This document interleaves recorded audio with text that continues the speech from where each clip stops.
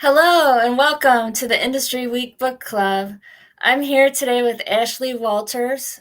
She's the president of Onex. It's an industrial furnace manufacturer in Erie, Pennsylvania. And Ashleigh is also an Industry Week influencer, and she is the author of Leading with Grit and Grace, a journey of organizational culture change. And we're going to talk a little bit about the book and about her company's transformation. Welcome, Ashleigh. Thanks so much for having me, Laura. So tell me about your company's journey. I know you and your husband took the reins of uh, a family-owned business that belonged to your father-in-law. And what was the business like when you got there, and then what happened? Yeah, so the business started in Erie, Pennsylvania in 1966, and it was two gentlemen that owned the business, and my father-in-law purchased out one of the founding owners. And then Drew and I later went on to purchase the business in 2018. But between that time, what really happened was we fell apart from our very family-centric values. Being a small family-owned company, we had grown, and my father-in-law put in charge a CFO who came from a larger company. But when that CFO entered our company, he had a more command and control style that you'll see in some of the larger manufacturing companies, right? And I think it all goes back to how we kind of lost sight of our family centric values. So in 2013, my father in law gave me a call and he said the CFO had left the company and he just needed me to take a look at the finances for him and just generally lead the company. And unfortunately, when we dug into it, we were kind of in dire straits. We were in a little bit of a mess. And what I found was that command and control style leadership had siloed our departments and our people, and everybody just didn't understand what was going on. And there was a lot of fear in the organization.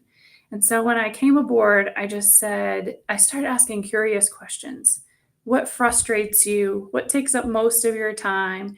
And we just really rebuilt that trust through answering those questions, making sure people had the resources they needed to do their job properly, and working alongside each other to make sure that we could get back to those family centric values.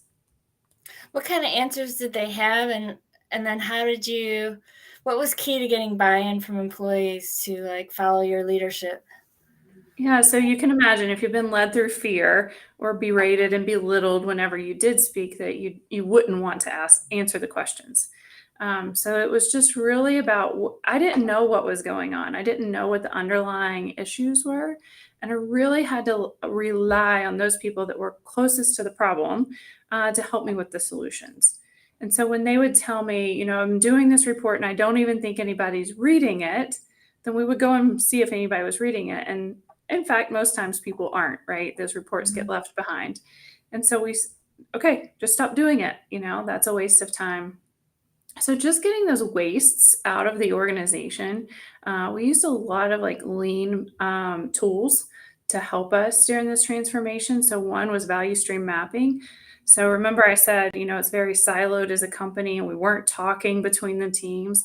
And value stream mapping gave us the opportunity to come together as a team and sit at the same table and really discuss what are these processes that we're doing and how can we benefit each other? How can we make it easier on the person before us and the person behind us? If we do make a change, who are we impacting? And so we just work together as a team to really reduce the waste in our processes, both in production and in our office. In the office as well. Okay. Yes. Was there a lot of waste going on there? There was a lot of waste. Part of the issue was we had an old accounting system. And so, if everybody can think of DOS based and green screens and function keys, that's what we were dealing with. And so, for instance, if you entered a purchase order when that PO went out, it was not linked to the job and it wasn't linked to the AP system. And so, it was like triple entry of things. So, the very first thing I did was implement a new accounting system. And that really helped us see where a lot of the costs were going as well. And you also changed the structure of the company. It became an ESOP. Can you talk a Yes. little bit about your journey to an employee-owned company? Yes. So in 2018, Drew and I purchased the business from his dad, and we became 100% employee owners. But it's so hard to transition these family owned businesses through the generations sometimes. And so we wanted to be really thoughtful about how we were going to transition the business in the future.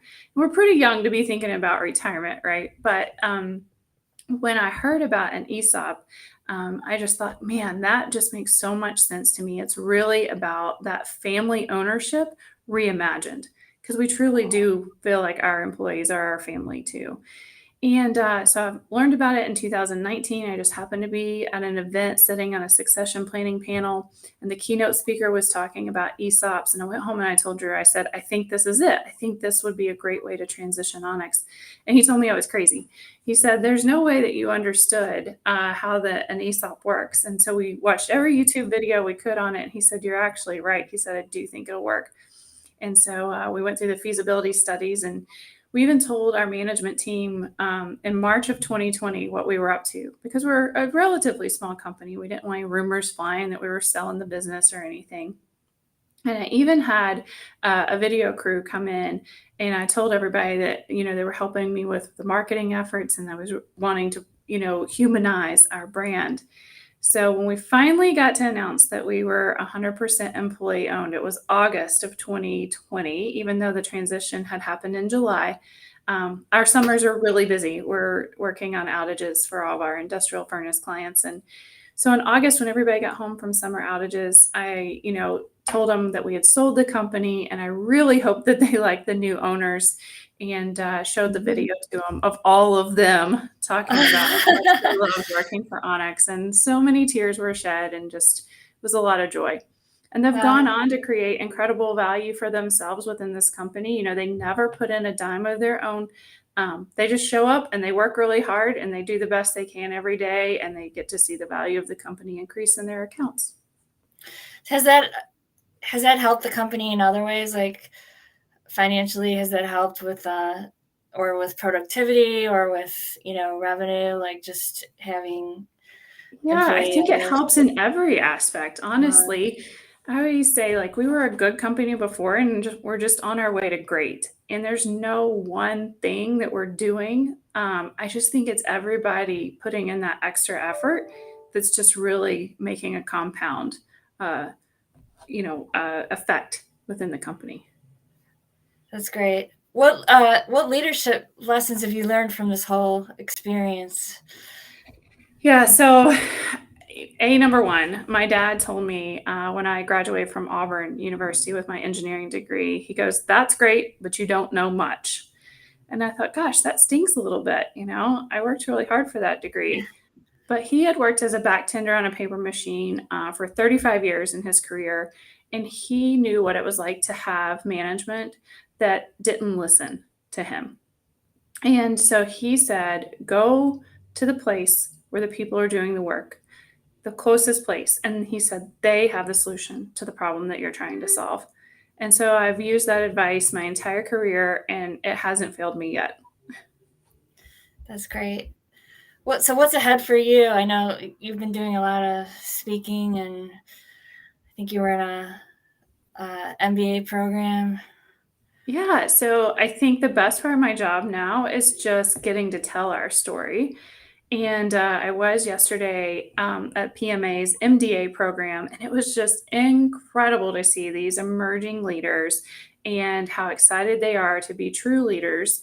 And I shared with them, I said, leadership is all about serving your team. It's not vice versa like we used to think. It's not about your team serving you as the leader. It's about you serving your team. And so we talked a lot about values and perceptions, and how each individual needed to be able to play to their strengths to make the best of their career for the company. And it sounds like you were impressed by just like the initiative of the new leaders, and wanting to take companies in new directions. Yes, it's a big change from that command and control style that we've seen, since the Industrial Revolution, honestly, in manufacturing. Advice? Oh, go ahead. What were you going to say? I'm sorry, I didn't say anything. Okay, yeah. And any other advice you'd like to give new leaders, who might be taking over legacy manufacturing companies? Well, once again, go to You're the going to give them people one? who are doing the work Yeah. and serve them. It will serve you well. Thanks so much for talking with us, Ashleigh. Ashleigh's book is called Leading with Grit and Grace. Have a great rest of the day. Thanks a lot. All right. Thank you, Laura.